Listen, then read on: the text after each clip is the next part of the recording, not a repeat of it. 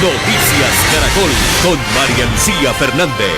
Buenas noches. El municipio de Chía está nuevamente en emergencia por la inundación de la Universidad de La Sabana y de un tramo de la vía entre Chía y la capital. El rompimiento de un jarillón que había sido construido para contener las aguas desbordadas ocasionó esta grave situación.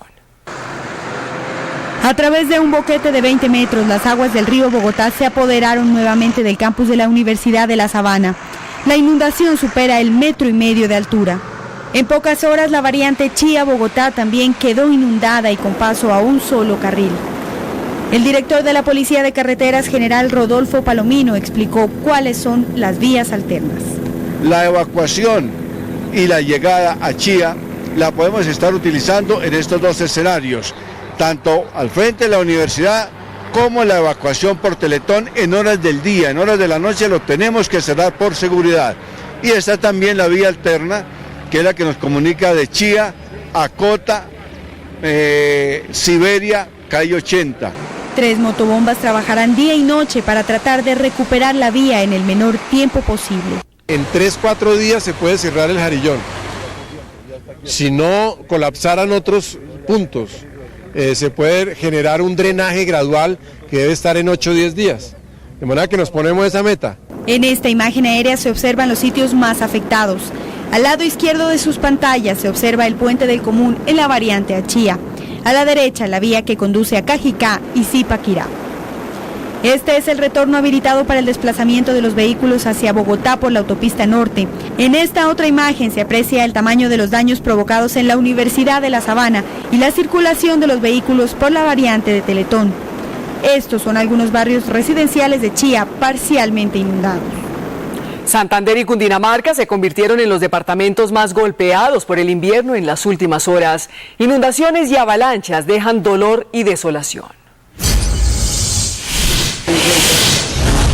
Organismos de socorro rescataron esta noche los cuerpos sin vida de 4 de las 8 personas desaparecidas por una avalancha en San Vicente de Chucurí, Santander. 2 niñas y 2 mujeres adultas sin reportar su identidad.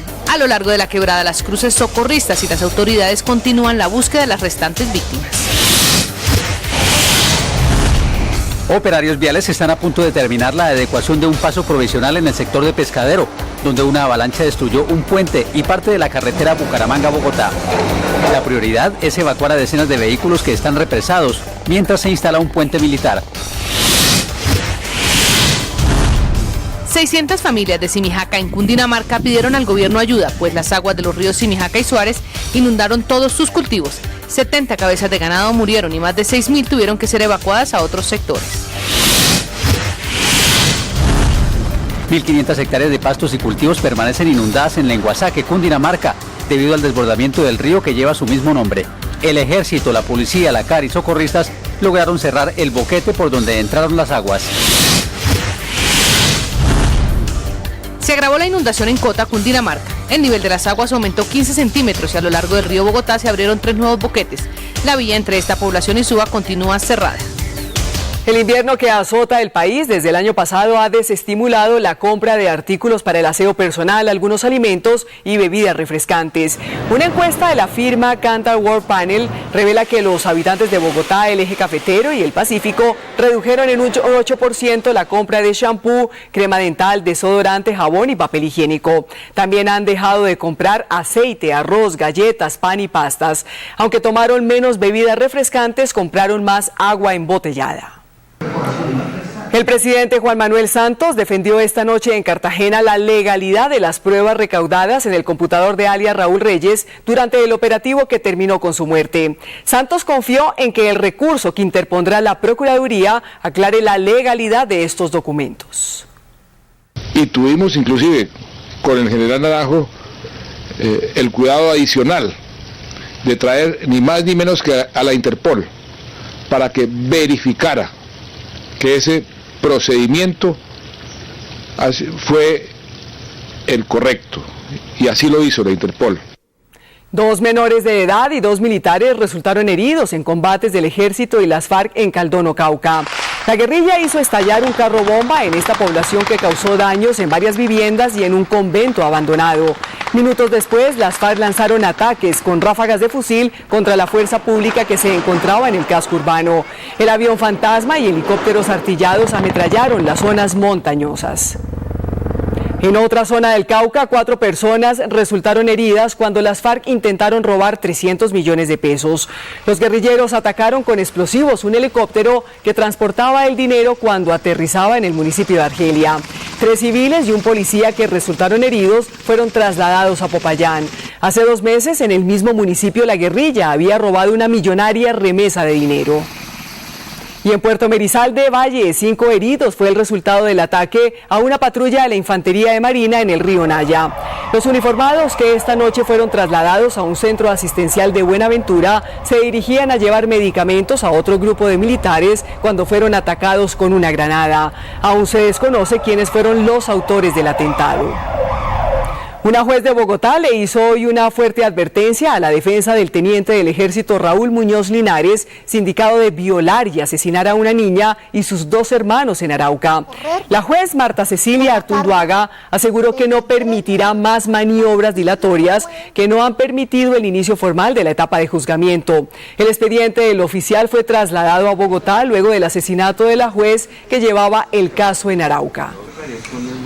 El próximo lunes comienza la convocatoria para elegir al nuevo director del Fondo Monetario Internacional tras el escándalo en el que se vio involucrado su máximo dirigente Dominique Strauss-Kahn, quien hoy quedó en libertad bajo fianza. Esta y otras importantes noticias del día en el mundo. El Fondo Monetario Internacional está buscando el reemplazo de Dominique Strauss-Kahn acusado de agresión sexual. El proceso de selección del nuevo director estará basado en el mérito.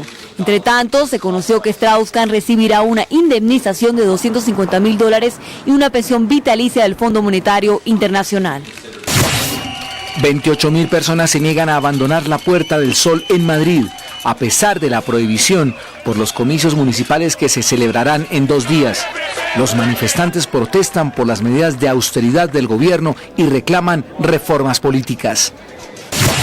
Con disparos, responde el ejército sirio a las manifestaciones contra el régimen de Bashar al-Assad. La jornada de protestas de hoy dejan 35 muertos en más de 20 ciudades y localidades de ese país. El expresidente argentino Carlos Menem enfrentará un nuevo juicio en su contra por el presunto pago de sobresueldos por $500 millones a varios de sus funcionarios. 9 ex colaboradores del gobierno de Menem también deberán responder por el delito de peculado. El fenómeno del desplazamiento por culpa del conflicto armado en la Orinoquía tiene en riesgo de desaparecer a 60 pueblos indígenas. En Villavicencio, la ONG CODES reveló que además del desplazamiento forzado, también amenazan a las comunidades indígenas el uso de minas antipersona y el reclutamiento de menores. La situación más grave se vive en Bichada, Meta, Guaviare y Caquetá. Un desplazamiento masivo se registró en las últimas horas en Pradera, Valle del Cauca. 50 familias que abandonaron sus casas en 3 corregimientos denunciaron que grupos armados ilegales, aún no identificados, les dieron 2 días de plazo para abandonar la zona. Los labriegos permanecen en la casa campesina del municipio mientras esperan la ayuda del gobierno para que les garantice su seguridad. Hay conmoción en Antioquia por el crimen de una madre y de su hija, lo que elevó a 106 el número de mujeres muertas en hechos violentos este año en ese departamento. El caso más reciente ocurrió en una vereda del municipio de Copacabana, donde sicarios asesinaron a Carmen Edilia Palacio, de 40 años, y a su hija Luisa Fernanda Monsalve, de 16. Las autoridades antioqueñas condenaron el hecho e invitaron a las mujeres a denunciar todo hecho de violencia contra el género femenino. Un informe reveló que el gobierno y la CPS conocían las listas de muertos por quienes se cobraron millonarias cuentas de atención en salud.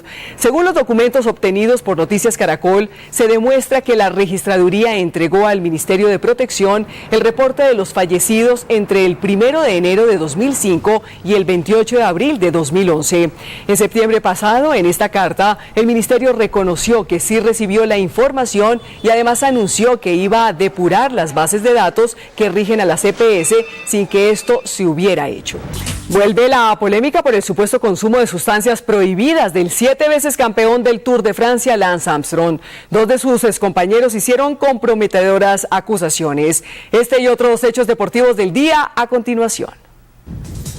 Escándalo en el ciclismo mundial. El múltiple campeón del Tour de Francia, Lance Armstrong, fue acusado por sus excompañeros Tyler Hamilton y Georges Hincapié, quienes dicen haber visto a Armstrong consumiendo sustancias prohibidas. Las graves acusaciones las hicieron en el programa 60 Minutos de la cadena estadounidense CBS. Mañana se definirán los 8 clasificados a los cuartos de final del torneo colombiano. 8 equipos pelearán por 3 cupos. La fecha se jugará así: Nacional Itagüí, Envigado Pereira, Equidad Quindío, América Tolima, Santa Fe Real Cartagena, Huila Cali, Junior Millonarios, Cúcuta Chicó y Caldas Medellín. El colombiano José Serpa se desplomó en la clasificación general del Giro de Italia y cayó de la 8ª posición a la casilla 21, luego de la 13ª etapa de alta montaña que se corrió sobre 167 kilómetros y que ganó el venezolano José Rujano. El líder del Giro es el español Alberto Contador.